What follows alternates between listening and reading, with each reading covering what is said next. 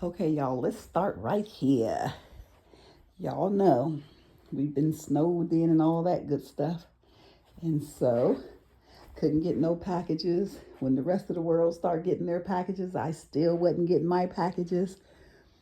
So when I went to Nobby, I ordered 2 of the new generation, hold on a minute. Let me get something to cut that. Hold on. Okay. So I ordered 2 of the new generation Hive365, and they were shipped, I do believe, sometime last week, but they just couldn't get them to me. The delivery service, FedEx to be specific. And so, although they were shipped as one, they had 2 different tracking numbers.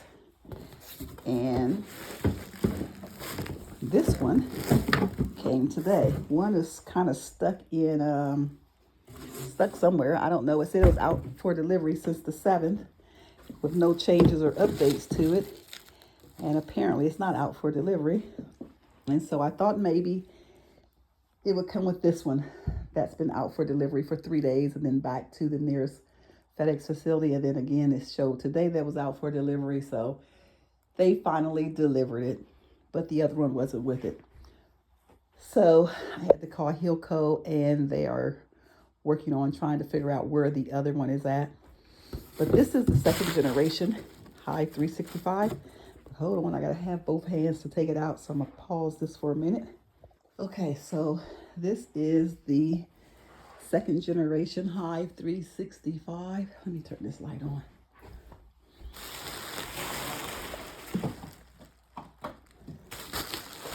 That's a little better. So they've made some improvements with it, and some of the improvements they've made.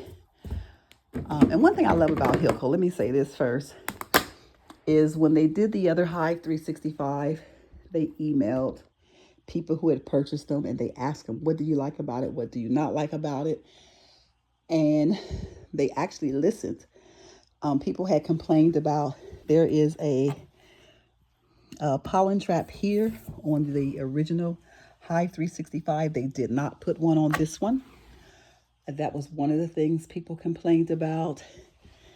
And let's see, my complaint was about, what was my complaint about?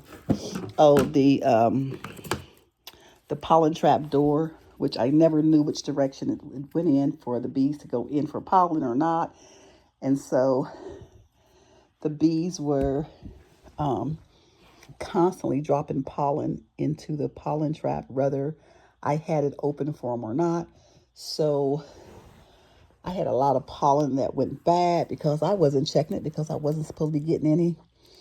This is supposed to be changed. I think now you can actually close it all the way up, I think, if I'm not mistaken. Not sure. There was so much going on at Nobby that I really didn't focus too much on the specifics of the changes, just that there were some changes. So there's no pollen trap anymore. My biggest complaint was these up here. And while I do love that I can see down inside of here to see the bees, the other one just, you see how that catches? The other one didn't catch. It just sat on top of it. And if you didn't put it on right, and you try to put the lid on, it would slide off and all that good stuff. And it was a real pain. So I actually took my feeders off. But these are supposed to be new improved feeders. And instead of being 2 pieces like the other one, was the other one 2 pieces or was it 1 piece? See, I never used it. I think it was 2 pieces. I'm not sure on the feeder itself. But I almost want to say it was 2 pieces, 2 individual pieces, but don't quote me on that. But anyway, this is a single piece, which is much easier to get out. And I could check the other ones, but they're outside. Yeah, I'm pretty sure the other ones were single. And you still have your divider here. And it looks like the divider for these are more rigid and sturdy than the other ones, because if I'm not mistaken, the other ones were a lot thinner. Again, I'm not sure because I didn't use it when I first got it. I took those out as well because I wasn't using mine as a 2-queen hive. So yeah, this is definitely different. And one of the things about the first generation, there were some issues with this coming up all the way to here so that the queens couldn't go back and forth. So they've made improvements on that. They still have the bars for holding your frames. So that's still there. And I'm not sure what other, I think there was something with the lid too. I think the lid I don't know. There's something different about the lid as well. And I'm not sure what it is at the moment. But anyway, that is second generation Hive365. It came today and I'm still waiting for my second one. I have 2 of the originals out in the yard. And so that brings my total to 4, and I really like them. And I'm waiting to see tomorrow how well the bees did over the winter in these insulated hives. Whew, y'all, I'm getting too old for this. So after much ado, I finally got that delivered. It looks like I'm going to have to put this thing back in the box and store it. I never used it. I have to get the gas out of it, I imagine. So that'll be on my to-do list for tomorrow, since we never got that.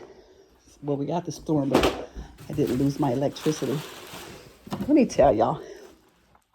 So, you know, pretty much this North Carolina shuts down when it snows, but deliveries, everything, trash, everything. So we haven't had trash for 2 weeks.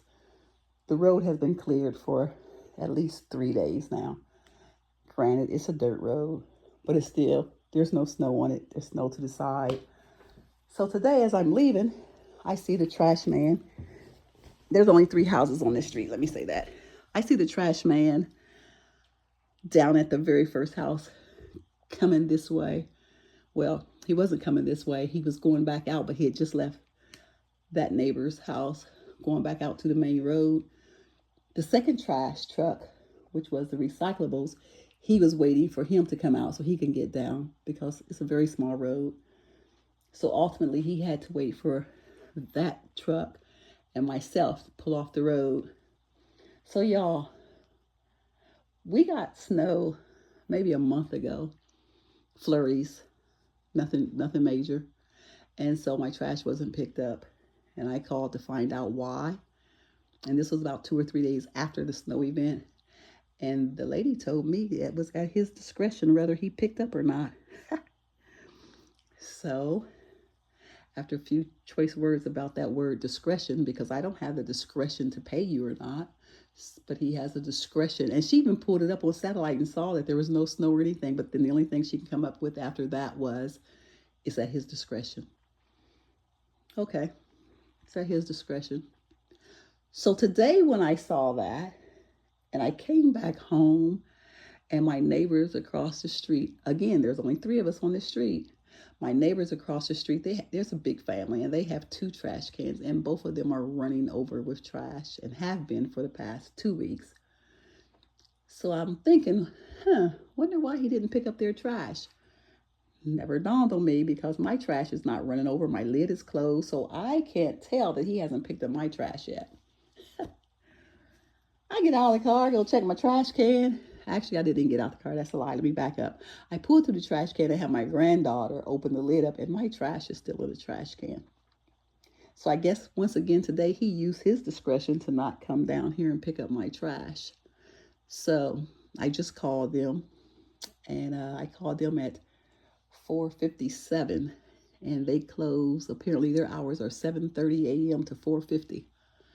So tomorrow morning at 7:30, I will be calling them to tell them at my discretion they need to come and pick up their trash can because I'm going to take my business elsewhere. Because it doesn't make sense that he would not have brought his lazy butt down here and picked up these trash cans for these only 2 houses down here. But they want to give him discretionary powers. I'm going to exercise my discretionary powers as well. I have 2 bags of trash, maybe a week. And that's with my granddaughter here. When she's not here, I might have a bag of trash. So I'm really overpaying anyway for what I use, but trash is trash. But anyway, enough about the trash man that don't pick up. So along with this, y'all know what time it was. Don't look at all my Jack Daniels boxes, y'all. I have not drinking all that Jack Daniels. I use them to store my canning jars in. Yeah, I'm close to a liquor store, and so they had a bunch of boxes sitting out, so I asked if I could have some. But anyway, look what I got. Finally. Oh, my seeds came. I was like a kid on Christmas morning when the mailman handed me, and this is the first day he's been down here in probably 2.5 weeks. But I was like a kid in the candy store when he handed me the boxes that had all the seeds, the boxes and the envelopes. So let me show you what I got. I'm going to share with you. So I have Swiss chard. I have hot peppers, tomatoes. Yes, I love tomatoes. And then there's some more tomatoes, sweet peppers. Now, I'm not a sweet pepper person, so I'm going to have to look that up and see what exactly it is about that pepper that made me order it late in the midnight hour. Because why? I'm an insomniac. So when I can't sleep, I take to shopping, internet shopping. All right, so let's move on. Here is my spinach, and I have more tomatoes, and I have a red jalapeno. I have a green jalapeno, and I have an orange jalapeno. Yes, I love colors. Now, this next stuff, some of it is going into my greenhouse. And I'm going to tell you about my greenhouse when I'm finished showing you my seeds. So here I have lemon basil, dark purple opal basil, lemon cilantro, my favorite mint mountain. These are going in the greenhouse. The herbs are going in the greenhouse. I don't know why I bought that Gina Shade cucumber, except for it must have been for them grandbabies. And then I got 2 packs of lettuce seeds free, and I got some pink fang tomatoes for free. The pollinator mix I got from Nobby, which was the North American Honeybee Expo. And over here, I got a big bag of Provider green beans because I haven't planted green beans in 2 years, any of substance, but I have finally eaten all of the green beans that I had canned. So now it's time for me to can more green beans. So that's why I bought so many green beans this year. And then here, y'all better be ready. Y'all better be ready. Y'all ain't ready. I ain't playing this year. See that? I ain't playing. You better bring it, because I'm serious this year. So that is my seeds. I know I have another package coming from another company that I ordered from. I don't know what it is, but I see the email still in my email box, which tells me it's coming. And I have a tracking number for it. I think it's actually supposed to be here Thursday. So we'll see. Or maybe tomorrow. Because when am I supposed to be? Yeah, tomorrow. So that is that. So let me tell you about my greenhouse now. Y'all, I told you a few weeks back that I had ordered a Yoder built greenhouse. It is an 8x20. 8x20. Yes, 8x20 greenhouse. And they called me yesterday for final payment because it is finished and they are ready to ship. However, let me show you why they can't ship.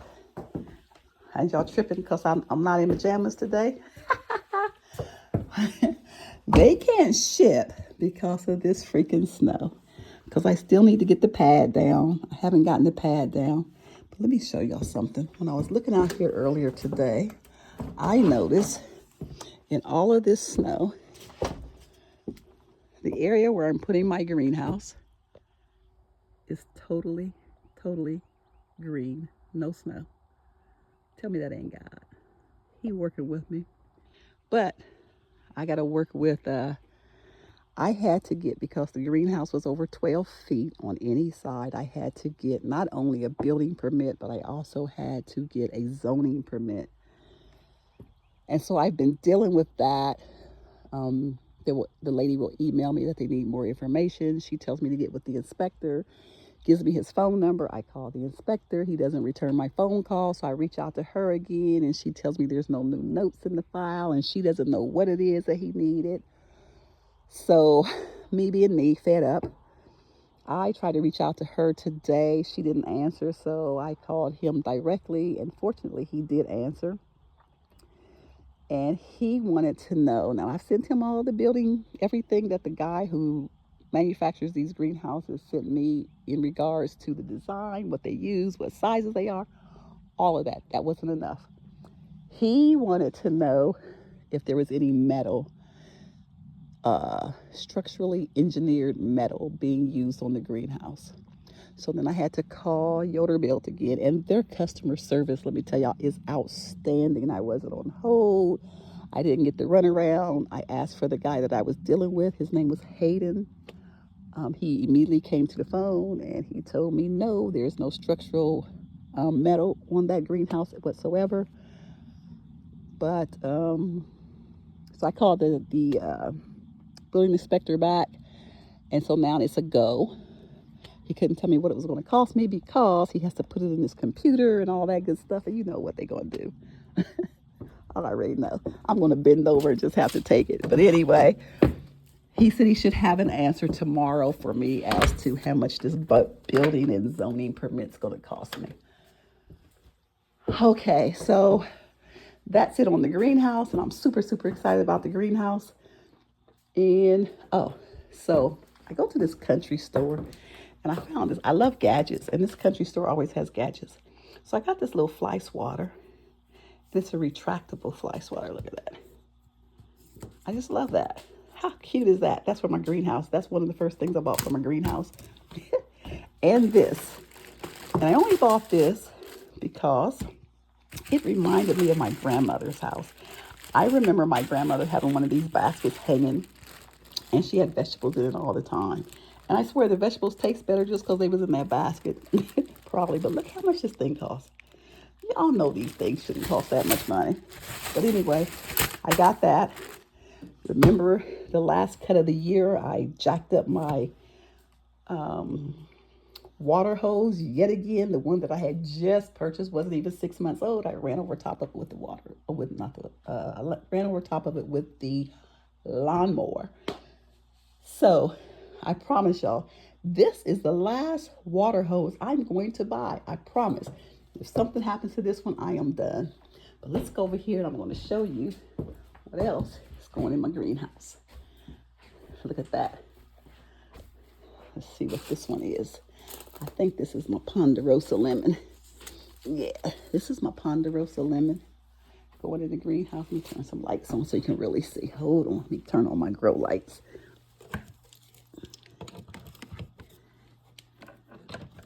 Okay, there we go. So this is the Ponderosa lemon. If you remember, this was outside in the yard and it was grafted with a Eureka. Well, a Eureka was grafted onto it, as well as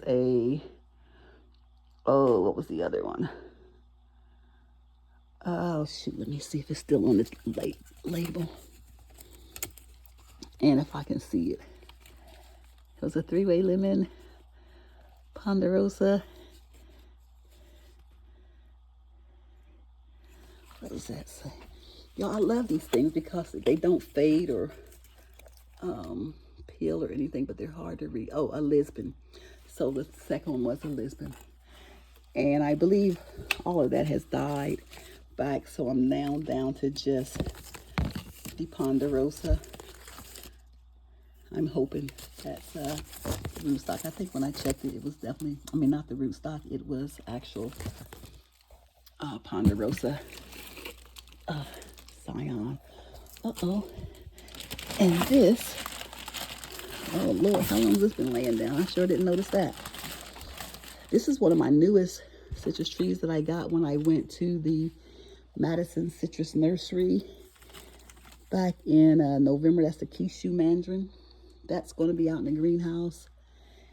And I also got this, which is a variegated, oh, I have one of those things, beauty berry. That's going in the ground somewhere. These are hot peppers that kind of came up on their own.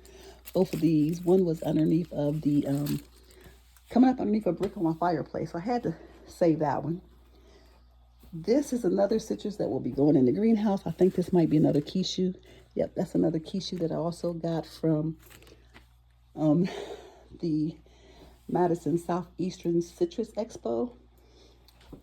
And y'all think I weigh 400 pounds the way I'm breathing doing these videos. Lord, I'm out of breath. Okay, so this is the Weeping Dragon, and it is weeping. And it has just I think one little long survivor leaf on it. But it's okay. It's still nice and green, and it is growing. That thing over there is really reaching out. It wasn't that long at first. And I didn't want to plant that. Ouch.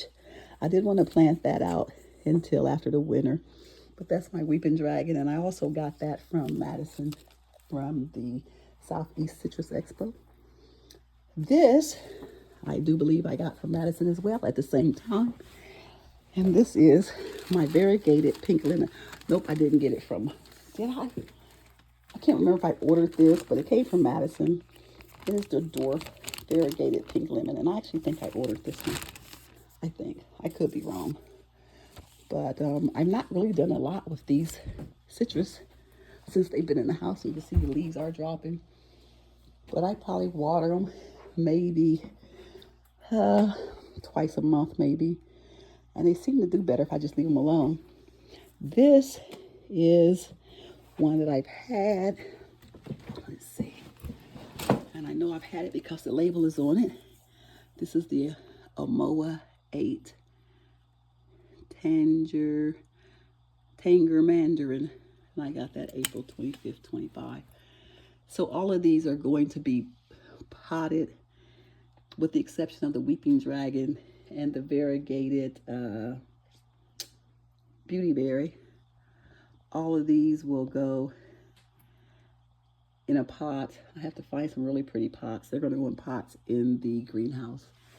And they're going to be my greenhouse citrus simply because I have enough citrus out in the ground that I'm trying to get through winter. And it's getting to be crazy. I have too many really.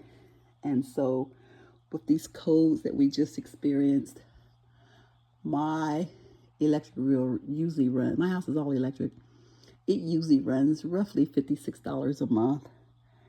In November, it was $56 and some change.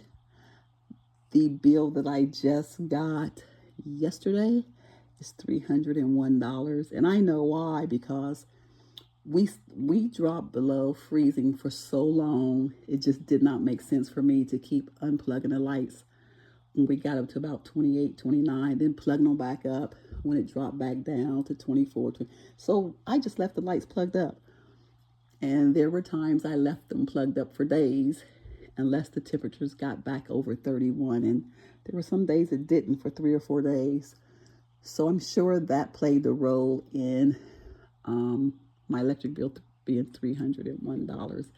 But I'm not complaining because I hear other people saying their bill is $1,100, $700, $1,200, and they have no explanation as to why. So at least I know why. And plus these lights, I don't run these lights every day on these trees. I run them every other day, probably for about, I run them every other day for about 3 hours, 4 hours sometimes if I forget. But look at that, y'all.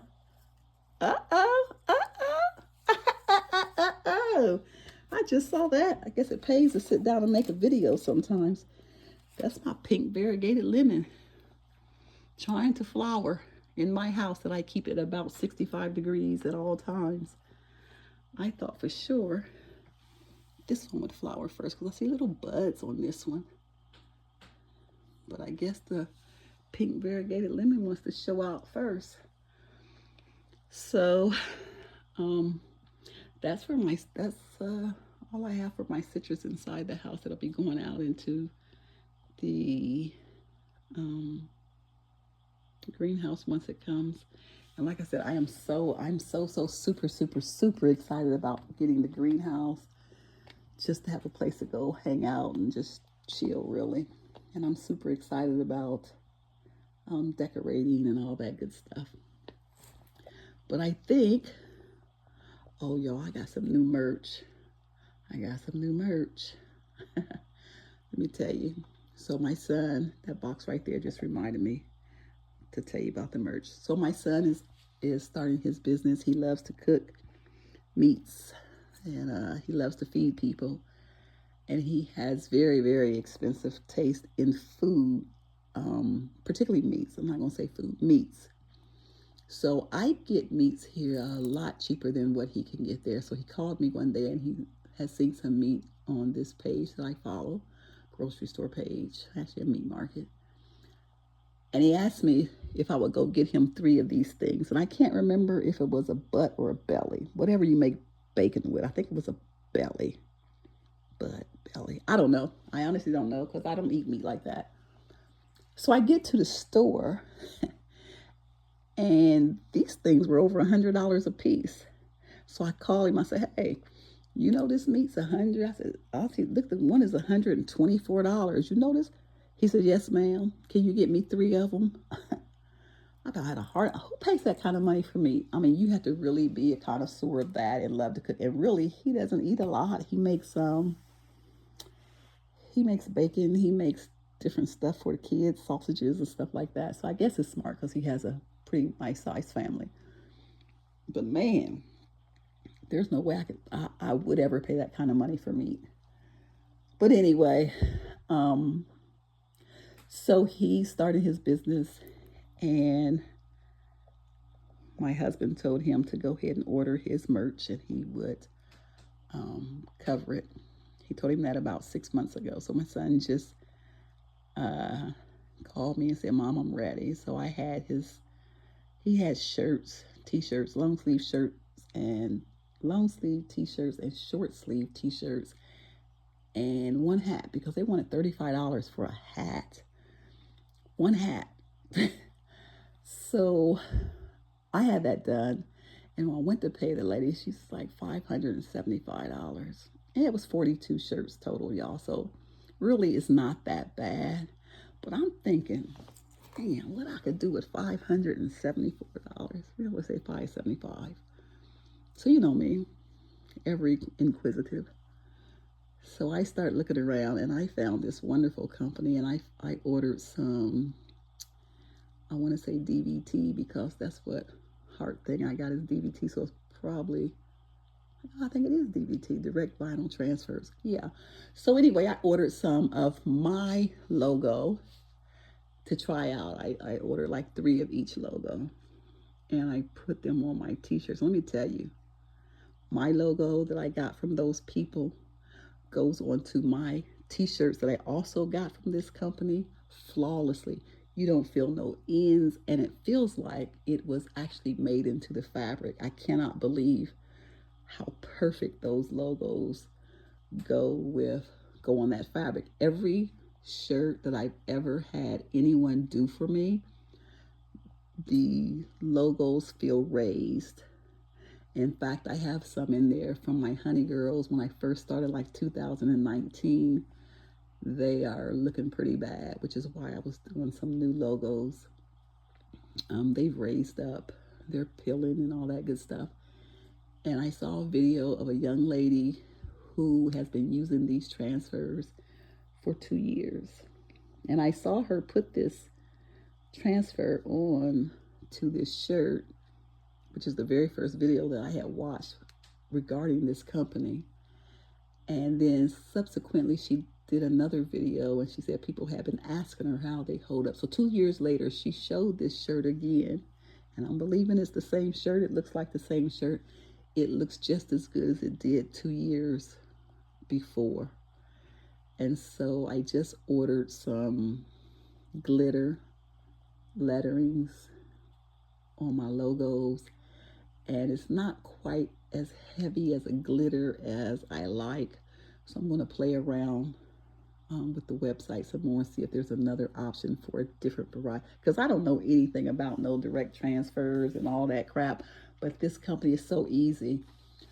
So I've done that, and I did I think I did 4 long sleeve different color t-shirts and 4 short sleeves.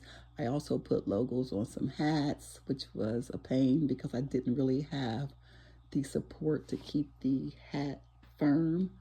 And so I was debating on getting the hat press, but then I'm like, am I really going to do that many hats to justify buying a hat press? And the answer, honestly, is probably not. So I'll probably just continue to pay. Oh, wait a minute, I forgot. So this company also has embroidery. They can embroider my logo or my son's logo, and then you can glue it on. So I think I'm going to try that on the hat. And they also have sew-on patches, and I'm thinking everything you might need for a DIY logo. And not the logo, I actually use Logo Nerds to actually design my logo, my second logo for Where Eagles Soar. My first logo, the Honey Girls logo, my grandson did the first one, and he and my granddaughter both worked on the second design. But I had Logo Nerds formatted for me so that I can put it on something as small as a dime or as big as a billboard. And so that's why I did that. But this company, you don't even need that. All you need is a picture, and they will put it on a direct transfer vinyl. So anyway, I'm experimenting with that. And so I do have new merch. And I also put some, oh, y'all, let me tell you what I did. So when I went to Nobby, they had this really nice bag. I'm going to go get it so I can show it to you. Okay. So they had this really nice bag, right? Don't look at that. That wasn't on there. The only thing was on there was this bee. And I love horehound. I just love that pattern. So when I first saw the first day, I'm like, I think it was $60 or $65. But inside was it's a cooler bag. Well, it was a cooler bag. Which is why I didn't buy it when I first saw it. It was a cooler bag, and it had all of this stuff inside of there to keep things warm. So that's, hotter coat. So that's why I didn't buy it, because, I'm like, I don't go anywhere to need that big of a cooler bag. So I go back to the hotel, and I'm thinking about this bag because I really like this bag. Next day I go get it, and I'm still thinking, damn. And so I say, okay, you don't have to put cold stuff in it. Use it for anything. But if you want to put something cold in it or hot, whatever, you got it to put in there, right? Okay. Fast forward to the day that my labels came, and you see that black really blends in with the, so you can't really see the writing. So it wasn't a really good idea. I probably should have, I don't know. I probably should have put a piece of white. I don't know. But anyway, so I'm ironing this on there.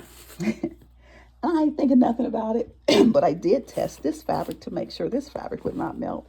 Satisfied this fabric wouldn't melt. I ironed this one on. I flipped it over, and I ironed this piece on.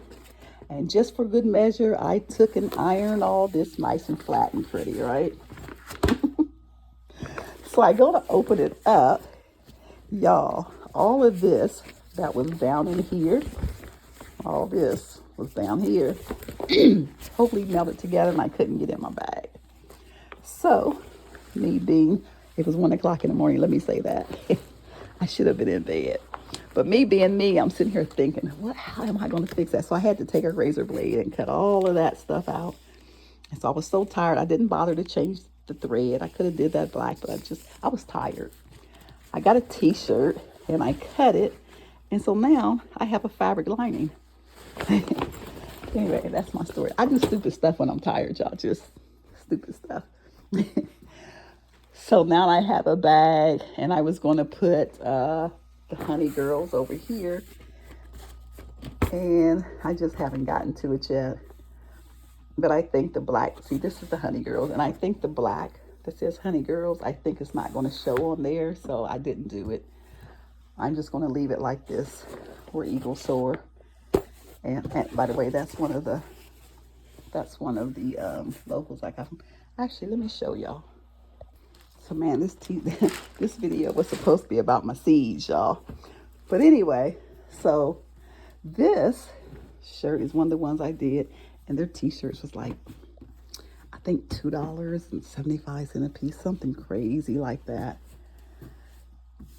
So here is one of the labels that I put on there, and this label was done by Logo Nerd. So you just tell them what you want and the colors you want. They'll send you some samples and like email them to you. Pick the design you want. So this is it. But y'all, this is just, it is absolutely just feels like it's embedded in the fabric. No raised lines or anything. This is perfect. So this one, also I did that on the sleeve so that you can do any size you want. I also put the Eagle Soar on the sleeve. But anyway, you get the idea. So, and then I also put a small one on the back. Y'all gonna see me coming or going. So then the ones I had done in glitter, I just got them yesterday, and you really can't see the glitter. I mean, you can, this light is horrible over here. Let me go over here by the lights for the trees. See if it's any better. So you see, you can see a little bit of glitter, but I wanted glitter you can really see, like my old shirts that I had done, like this. So you see how I don't have to be up close with that? But like I said, these are starting to peel and fade. So these are my old ones. So I need to figure out if they have more high definition glitter.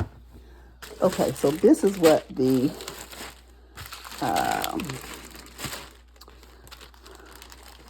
labels, not labels, what are they called? You know, this is what they actually look like.